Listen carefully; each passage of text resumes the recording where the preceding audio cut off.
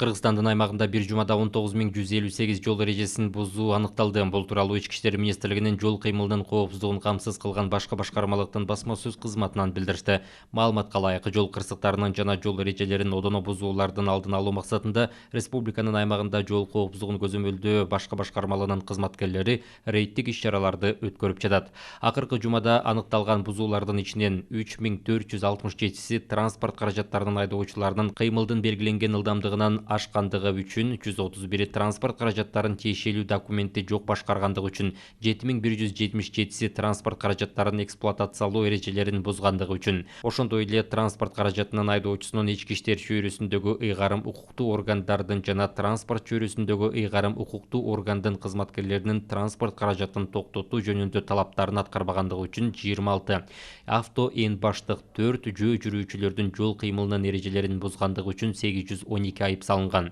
Мындан сырткары жол белгилеринин талаптарын аткарбагандар, айдоочунун маңдайкы терезеси жана алдыңкы эшиктердин каптал терезелери күңүртүлгөн унааны башкаргандар жана мас абалындагы айдоочунун транспорт каражатын башкаргандар кармалган. 685 автоунаа токтотуучу жайга токтотулган.